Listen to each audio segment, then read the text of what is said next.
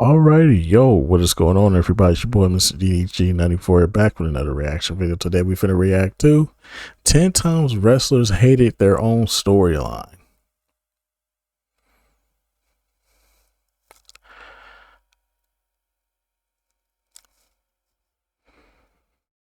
I know Dean Ambrose is one.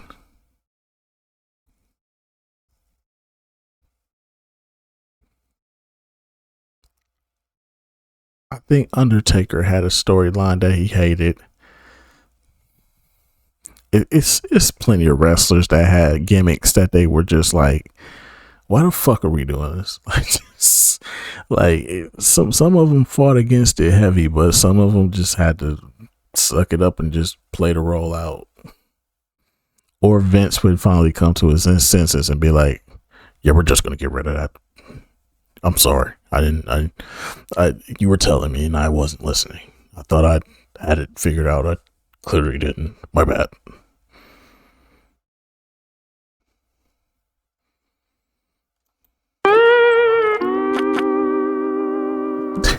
But anyway, so without further ado, let's get right into it. Sometimes even the participants of a terrible storyline realise how bad it is, and in hindsight wish they'd had nothing to do with it. Here's 10 storylines that wrestlers absolutely hated being a part of. At number 10, it's the time the WWF humiliated Jake Roberts with a storyline about his real-life addiction issues. In 1996, Jake the Snake returned to the WWF as a reformed man. He was clean and sober and preaching the word of God after years of substance abuse issues. But instead of celebrating that, the company turned it into a cruel joke. Jerry Lawler mocked him endlessly, and in one of the most uncomfortable segments of the era, he poured real whiskey over Jake's head. According to Jake himself, that was a direct order from Vince McMahon. Yes, the old devil himself had no problem forcing a recovering alcoholic to relive his worst demons.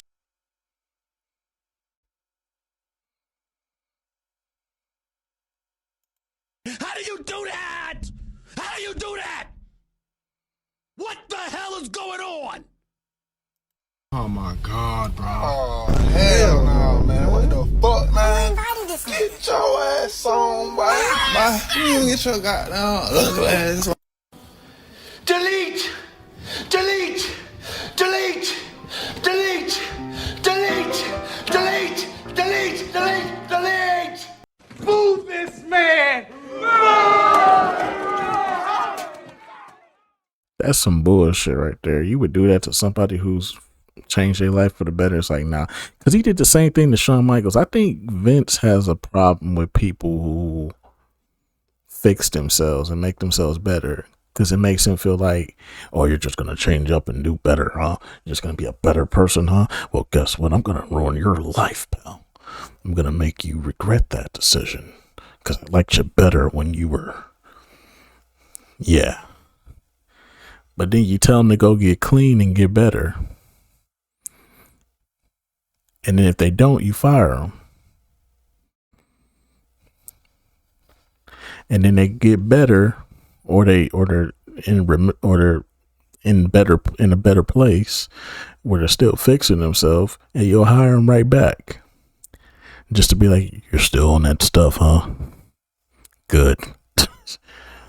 I can still control you. I think that's what Vince really wanted. I think Vince wanted just pure control over people. On live TV, Jake later said that he's regretted doing the angle ever since. Entry number 9 on our list is when the WWF turned Diamond Dallas Page into a perverted stalker.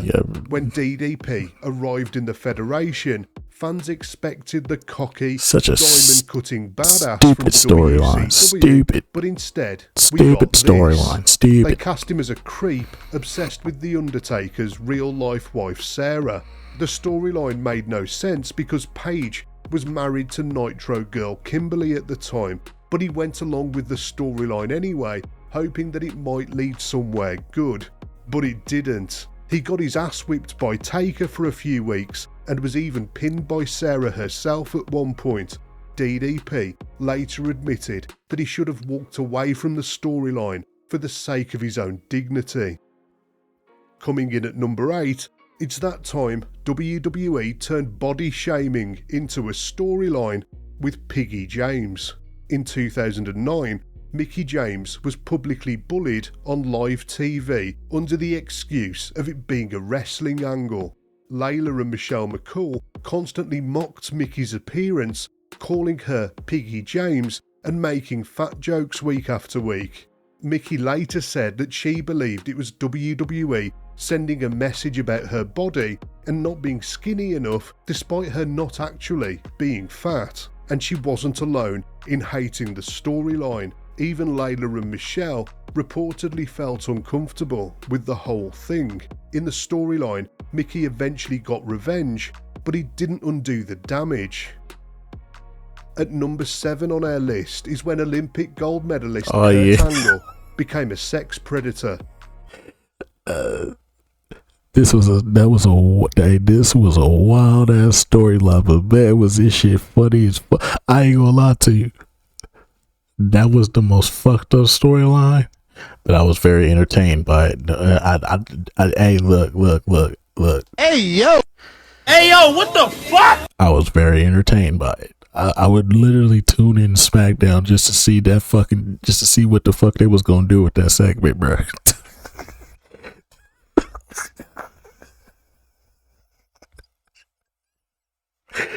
That's a wild ass storyline, bro. But nigga, that shit was entertaining, bro. I can't lie, bro. That shit was entertaining. I'm sorry. That shit was entertaining, bro. I'm sorry. That shit was entertaining. That shit it should be. It should be. Whose man is this? This your man? But that shit was entertaining as fuck, bro.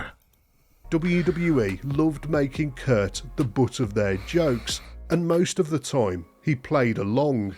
But in 2005, things got really weird as WWE booked him as a predatory deviant obsessed with Sharmell, Booker T's real-life wife.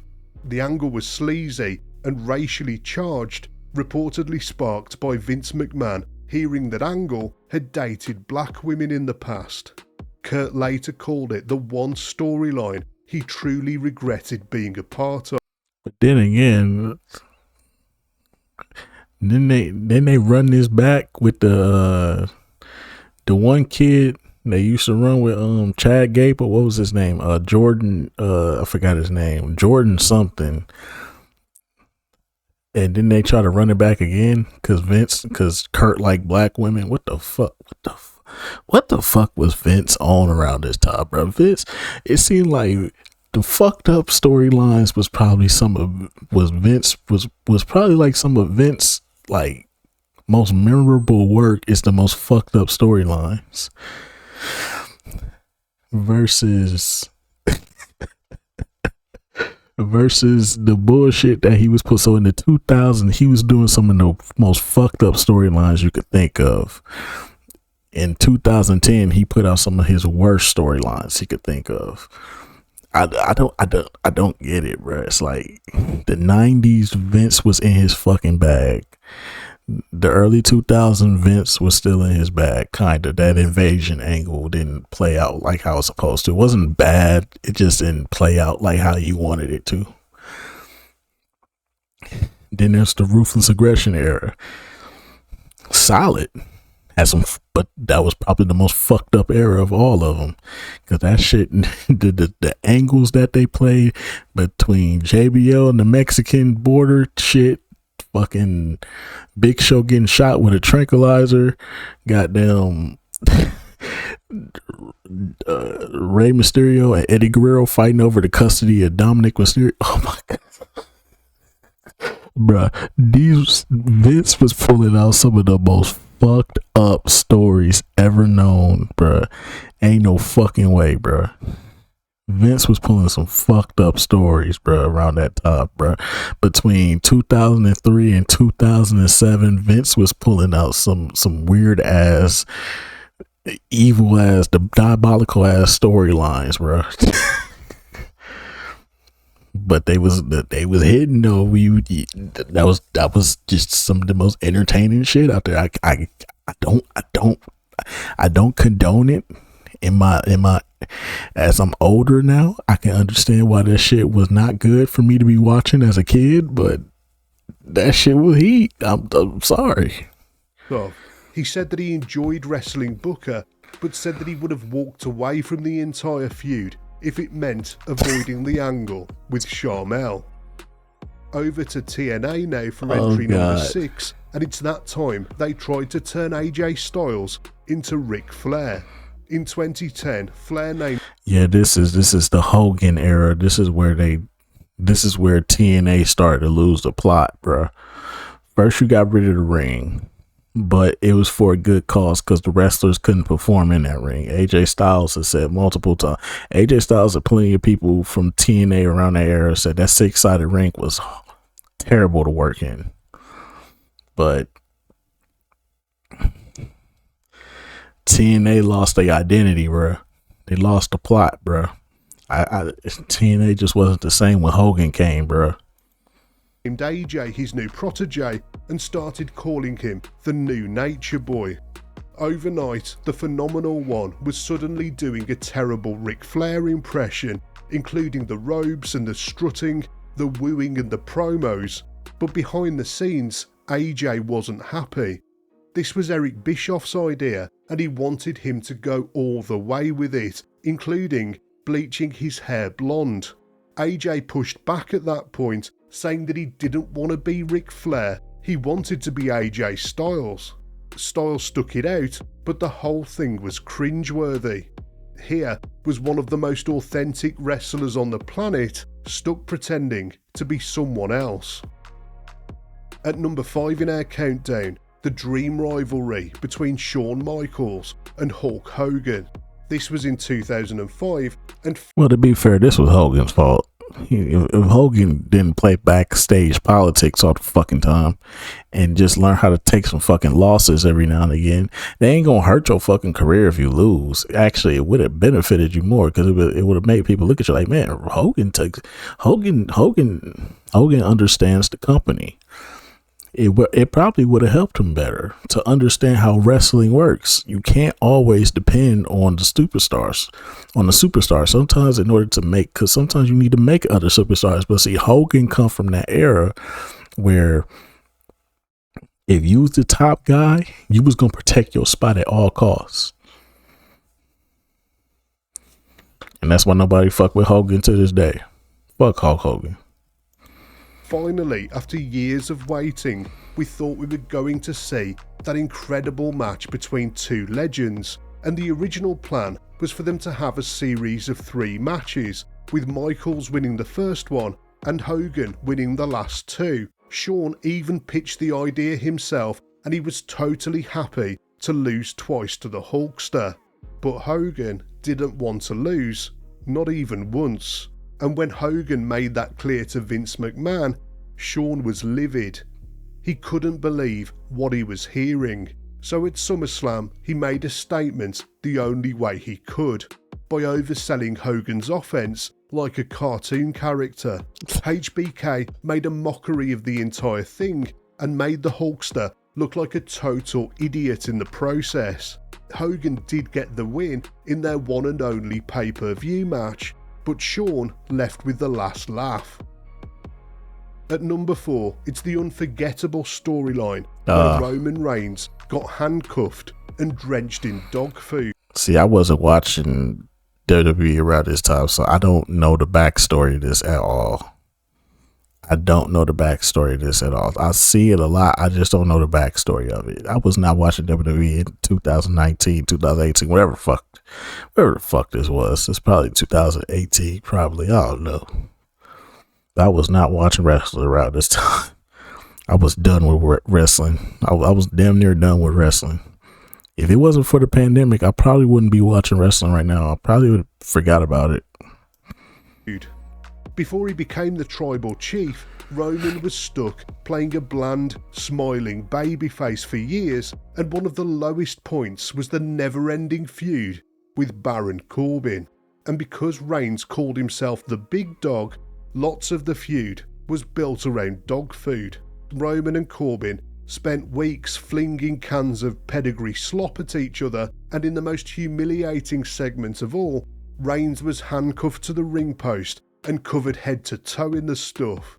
Paul Heyman later revealed that this was the breaking point for Roman, and after years of failing at being the biggest dog in the yard, it was time for a heel turn. Entry number 3 in our countdown, it's the Rusev Cook angle. In 2019, WWE put Rusev in a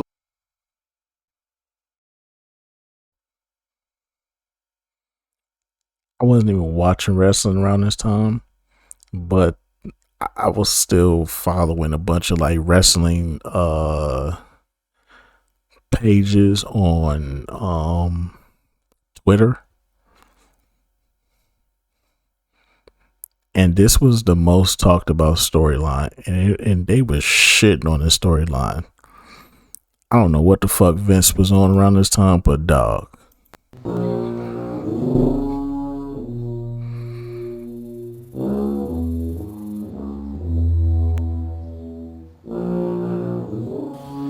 Delete! Delete! Delete! Delete! Delete! Delete! Delete! Delete! Delete!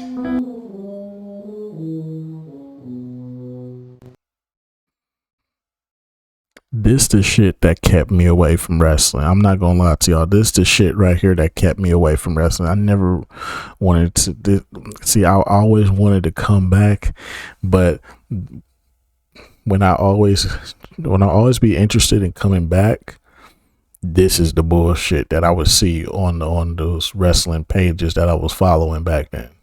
They would always show me like. They'll always be talking about certain storylines that just not making sense. What the fuck is Vince doing? And I just be like, you know what? I'm good on wrestling. I come back for WrestleMania season and I try to get back into it. I see some bullshit. I'm out. love triangle storyline where Lana cheated on him with Bobby Lashley. It was sleazy, over the top, and packed with hotel scenes, make-out sessions, and all-round terrible acting. The fans hated it, but what really made Rusev resent the angle was the way people reacted to his real-life wife Lana. He said that Lana was bombarded with abuse online and that she was constantly slut-shamed by the fans. Rusev later said that he was furious that people blamed him for the storyline or questioned how he let her kiss Lashley, pointing out that it wasn't him doing the kissing and that Lashley had a wife and kids too. It wasn't just a bad storyline, it was degrading for everyone involved. At number 2, it's Dean Ambrose and his final year in WWE. By 2018, Ambrose had had enough. His character had gone from being one of the coolest people on the roster to just being a total weirdo. The breaking point was his feud with Seth Rollins that should have been really good considering their history together, but it was just embarrassing for him to be a part of. In the storyline, he got mystery inoculations to protect himself from the fans, and he cut promos blaming the crowd for Roman Reigns' leukemia.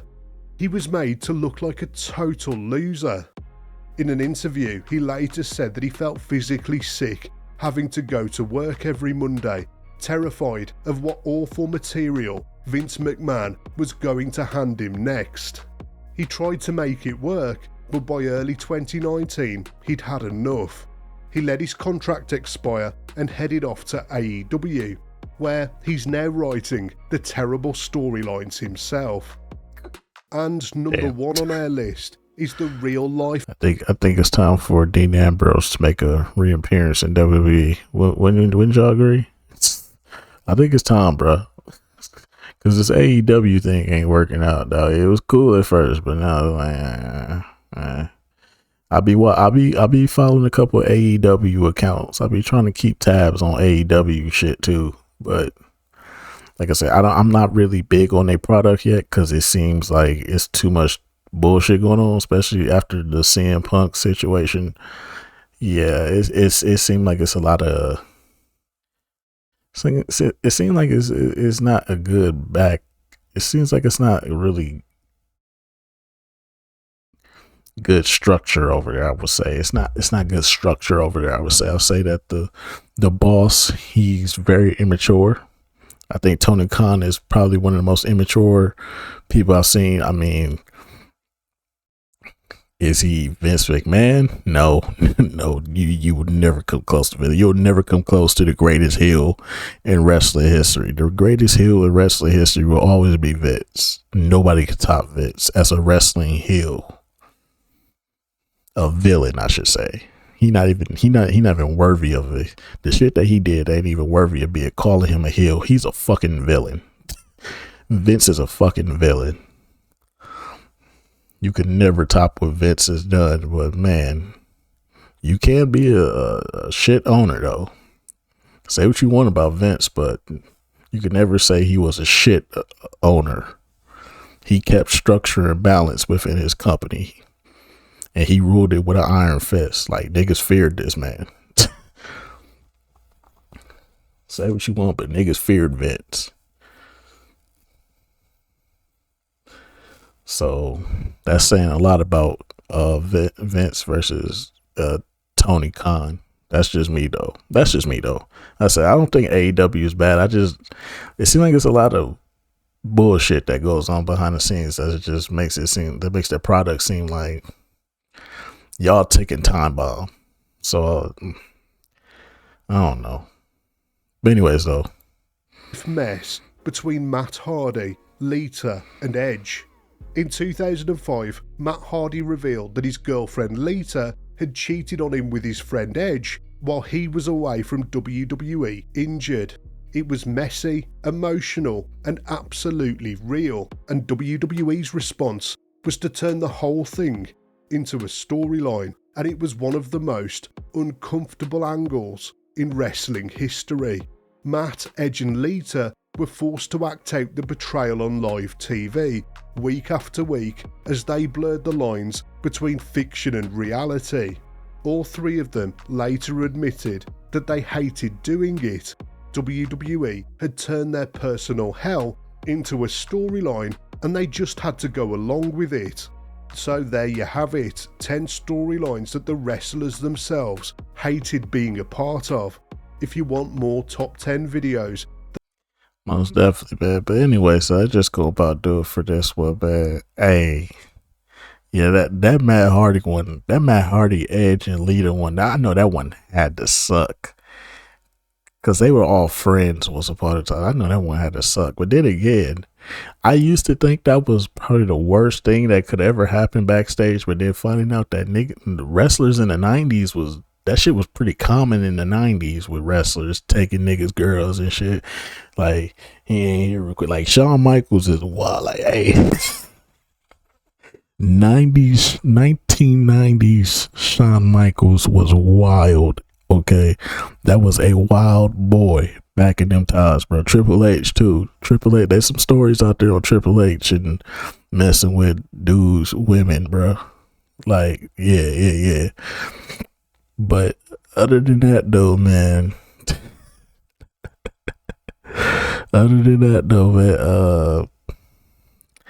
Yeah, that seemed pretty common, especially after the Matt, Jeff, and Lita situation. It was plenty of female wrestlers messing with dudes that was in relationships with other wrestling females. Like, yeah, those shits was happening too. So it's plenty of stories out there. Y'all can go look them up yourself. But anyway, so that's just gonna about do it for this one.